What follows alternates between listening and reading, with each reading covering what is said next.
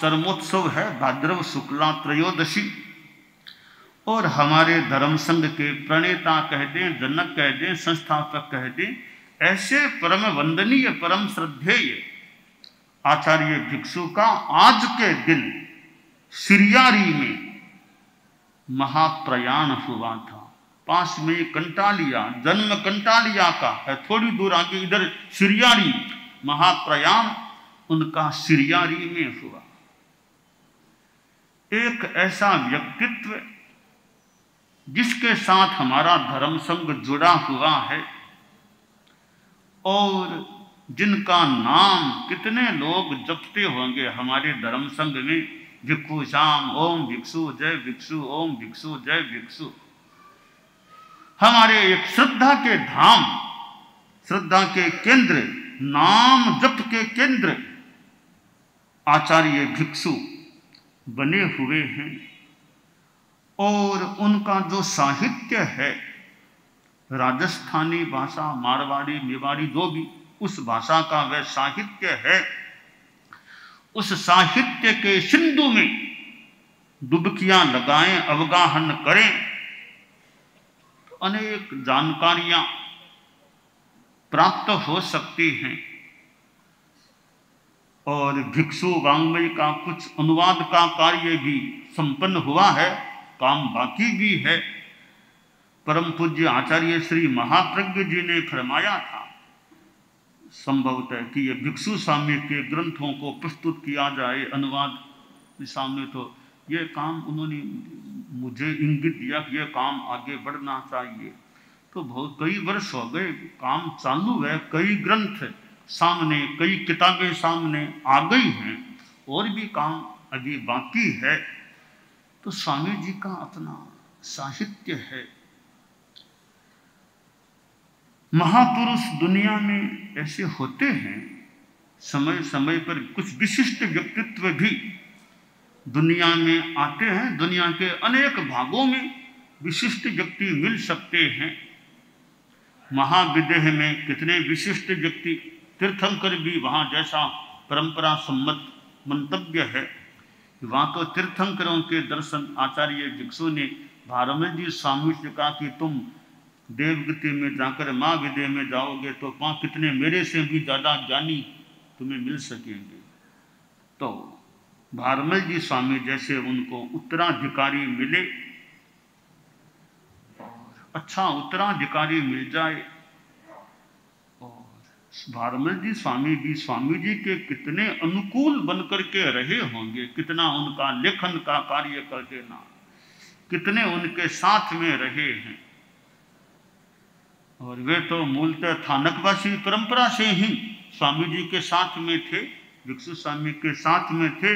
तो बाद में पिता को छोड़ दिया, तो स्वामी जी को नहीं छोड़, स्वामी जी का साथ किया, पिता को गले छोड़ दिया उन्होंने।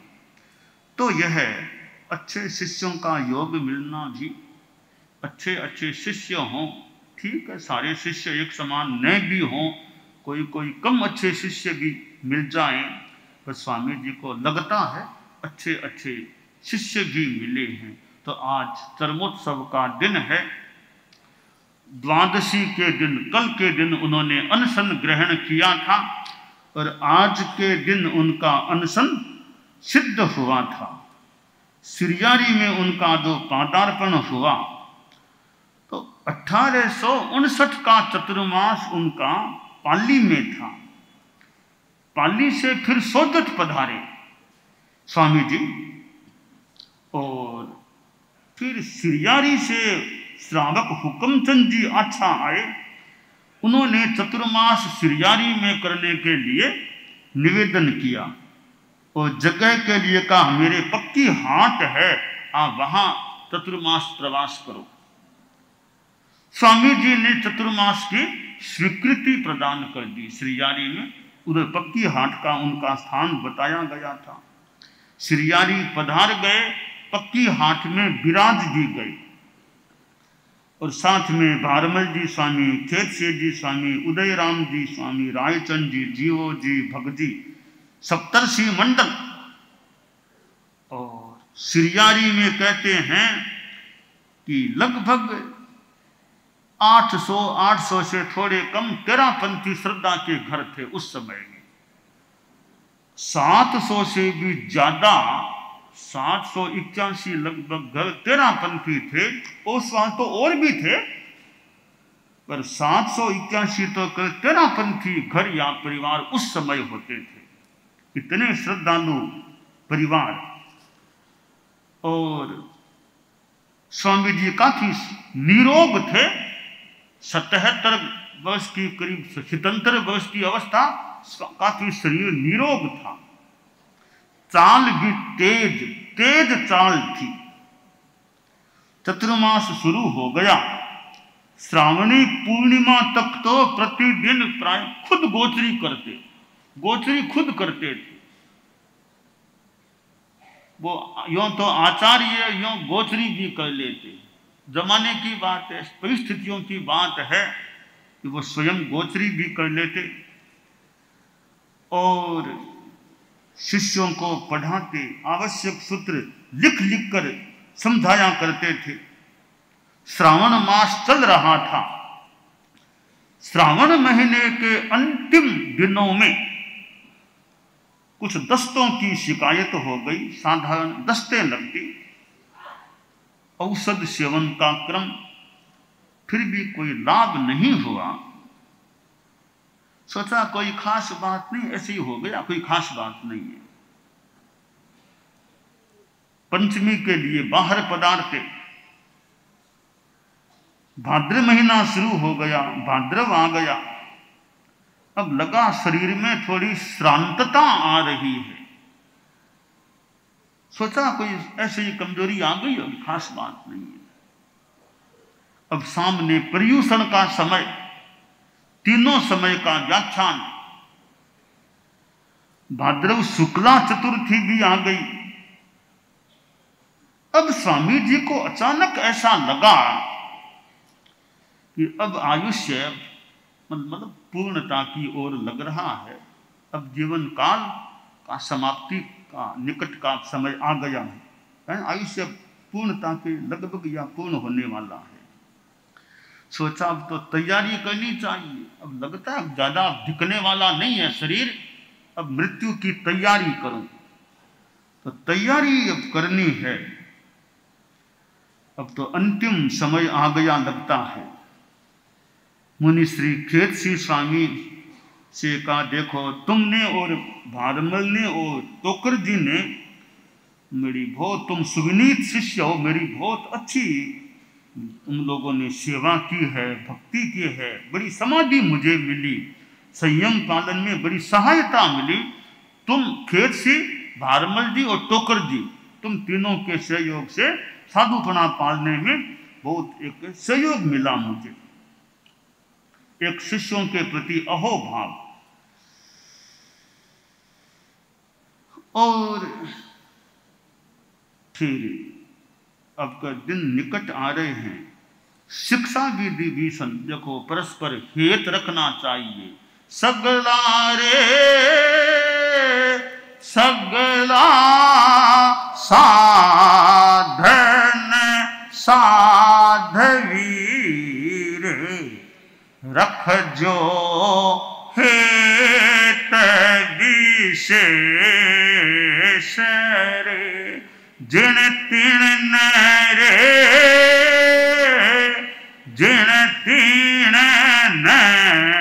मत मूंड जोरे, दीक्षा दीजो देख देख। स्वामी जी की मानो शिक्षाएं हैं कि परस्पर हेत रखना चाहिए। हमारे संत लोग बैठे हैं, यह शिक्षा हम सब के लिए कि परस्पर हेत। साधियां भी बैठी है कि परस्पर हेत। एक सिंगाड़े में साधियां है, एक साज में साधियां है, एक सिंगाड़े में संत हैं, कोई साज में संत हैं। एक साज में है, एक सिंगाड़े में है, उनमें भी परस्पर हेत रहे, दूसरों के साथ भी हेत रहे। तो ये साधुओं में हेत, साधियों में हेत, और एक सीमा तक साधुओं और साधियों का भी परस्पर पवित्र एकलहमय और एक सौहार्दमय व्यवहार रहे, एक दूसरे का अपेक्षित सहयोग कर दे। परस्परोपग्रहो जीवानाम, साध्वियां किसी संदर्भ में साधुओं का सहयोग कर दें तो किसी संदर्भ में साधु साध्वियों का सहयोग कर दें। ये परस्परोपग्रहो जीवानाम का जो सूत्र है वो समाज के लिए, संघ के लिए एक बड़ा शिक्षा देने वाला है, एक इंगित देने वाला है, प्रतिबोध देने वाला हो सकता है कि परस्परोपग्रहो, परस्पर आलंबन, जहां अपेक्षा है तो उतना सहयोग आलंबन एक दूसरे को दे देना। तो ये सगड़ा रे सगड़ा साध्वी रख जो हेत विशेष, साधु साध्वियां विशेष हेत रखें, मैत्री भाव रखें। सेवा की अपेक्षा है तो सेवा अपेक्षानुसार, औचित्यानुसार एक दूसरे की सेवा कर दे। तो सेवा में, सहयोग में वो भाव रहे और परस्पर पवित्र सौहार्द का भाव रहना चाहिए, हेत भाव रहना चाहिए। दीक्षा दो तो देख देख कर दो, समीक्षा करके दो, परीक्षा करके दो, निरीक्षा करो कि दीक्षा के लायक है या नहीं। केवल संख्या बढ़ाने के लिए दीक्षा न हो, गुणवत्ता योग्यता है या नहीं वो देखनी चाहिए। उसके लिए भले कुछ समय ट्रेनिंग में रखना पड़े, ऑब्जर्वेशन में रखना पड़े, प्रशिक्षण देना हो तो वो काम भी चले। दीक्षा ले तो कहीं 100 टंच को सोनो, 100 टंच का सोना लगे, योग्य है, उसकी दीक्षा हो तो एक संभवतः अच्छी बात हो सकती है। तो परस्पर हेत और दीक्षा देख देख कर देना, समीक्षा पूर्वक, परीक्षा पूर्वक मानो देना। तो स्वामी जी की शिक्षाएं भी है। और संवत्सरी का दिन भी आ गया, भाद्रव शुक्ला पंचमी, तीव्र प्यास का परिचय है स्वामी जी को। यानी पंचमी को संवत्सरी, भगवती संवत्सरी, और फिर तीव्र प्यास का परिचय है। छठ को स्वामी जी ने पालना लिया और फिर उल्टी वमन हो गया, जरो वह भी जरा नहीं, फिर तीनों आरों का त्याग कर दिया उस दिन के लिए। सप्तमी और अष्टमी को भी, भाद्रव शुक्ला सप्तमी और अष्टमी को भी थोड़ा सा आहार लिया, तत्काल त्याग कर दिया। अब वो उतार पर है, जीवन एकदम उतार पर आ गया है। खाने की रुचि की स्थिति, अरुचि स्थिति जो भी, तो यह त्याग कर देते। खेत सिंह जी स्वामी ने थोड़ा अनुनय भरे शब्दों में उलाना दिया, आप झट त्याग मत किया करो, झट त्याग मत किया करो, ऐसे त्याग नहीं करना चाहिए। स्वामी जी ने कहा अब इस देह का क्या मूल्य है, अब क्या मूल्य इस देह का। अब नवमी आ गई, अब आहार प्रत्याख्यान का चिंतन। खेत सिंह स्वामी का अत्यंत आग्रह रहा, उनके हाथ से कुछ आहार ग्रहण करने की प्रार्थना की गई। उनके द्वारा लाए गए भोजन में से थोड़ा सा चख करके उस दिन के लिए फिर आहार का त्याग कर दिया। दसवीं आ गई, भारमल जी स्वामी का निवेदन आग्रह जो भी, तो 40 चावल 10 मोठ लिए, उसके उपरांत फिर उस दिन के लिए त्याग कर दिया आहार का। एकादशी आ गई, अब पहले से स्पष्ट फरमा दिया अब मेरा आहार का विचार नहीं है। औषध रूप में अमल और पानी का आगाह रख करके उस दिन के लिए त्याग कर दिया, आहार का परित्याग। 12 आ गई, अब द्वादशी के दिन जल के सिवाय तीनों आहार का त्याग किया, बेला कर लिया। द्वादशी के मध्यान्होत्तर काल में कच्ची हाथ से चलकर पक्की हाथ में पधारे। शिष्यों ने बिछोना कर दिया, उस पर शांति पूर्वक विश्राम करने लगे। रायचंद जी स्वामी बाल मुनि बोले स्वामी जी दर्शन दिलाओ। स्वामी जी ने अपने नेत्र खोले, बाल मुनि की ओर देखा, मस्तक पर हाथ रखा। बाल मुनि बोले स्वामी जी पुद्गल क्षीण पड़ रहे हैं, अब पुद्गल क्षीण पड़ रहे हैं तो संधारा करें। लेटे थे वो विराज गए। भारमल जी स्वामी खेत सिंह स्वामी को बुलाया,